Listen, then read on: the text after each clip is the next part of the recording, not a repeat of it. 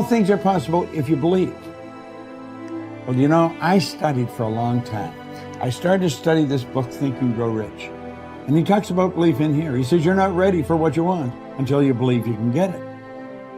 I found that the only two sources of reference we can go to find out anything about ourselves is science and religion. They all say you've got to believe. So I got figuring out, how do you believe? How do you change a belief? Interesting subject, because I'm going to tell you something. Your results are nothing but the manifestation of your belief system. Well, our belief system, now listen carefully, is based upon our evaluation of something. And frequently when we reevaluate a situation, our belief about that situation will change.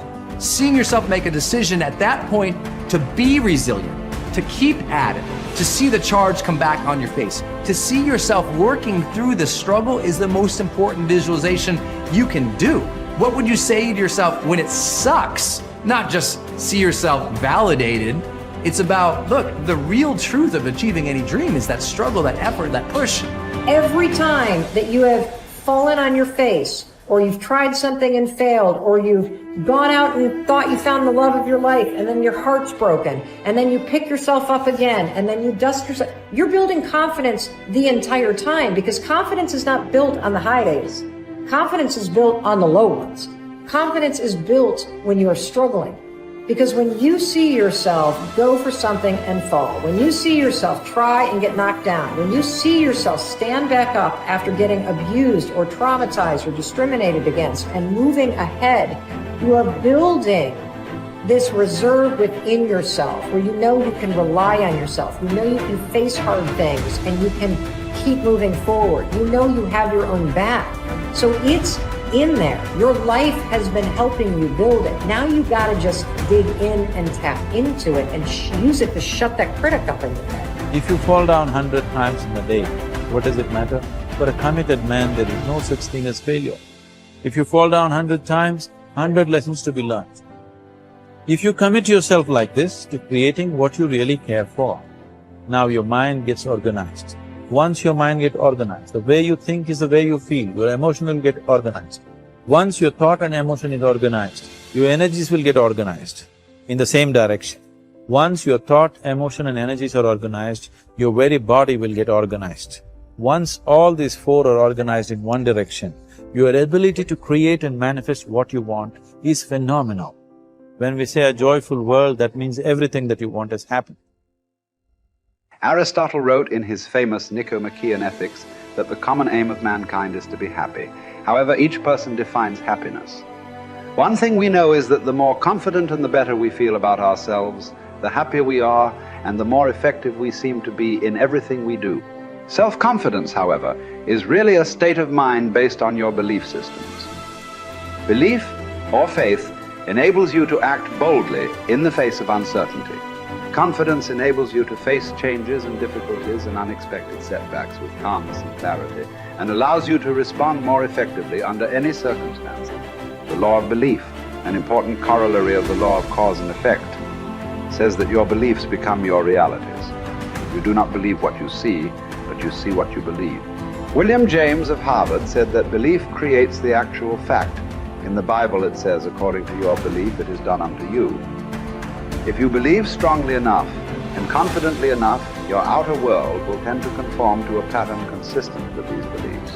In fact, your world today is largely an outpicturing of your innermost beliefs and convictions. You behave on the outside based on your beliefs on the inside. You see the world around you based on your beliefs about reality. Regardless of whether they are correct, how can you determine your true beliefs? Simple. You can tell what you really believe by observing what you do and what you don't do. You can tell what you believe by listening to your opinions, your conversations, and by noting your decisions. When you truly believe yourself to be an exceptional human being, possessed of remarkable capabilities, you will walk and talk and act that way, and your inner convictions will become your outer realities. As the Bible says, all things are possible to him that believeth. The law of incremental improvement is your key to an unlimited future of success, prosperity, and self-confidence. It doesn't matter where you are starting from. All that matters is where you are going. As Theodore Roosevelt said, do what you can with what you have, where you are. By applying the law of incremental improvement to yourself and your work, you can begin moving upward toward joining the great ones in your field.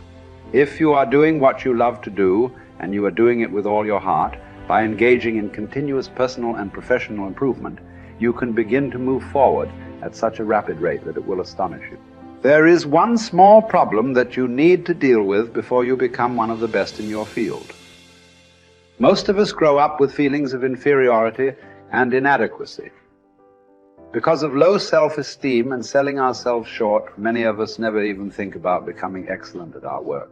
It never even occurs to us that we have the ability to learn anything we need to learn, to be able to do an outstanding job at anything we put our minds to.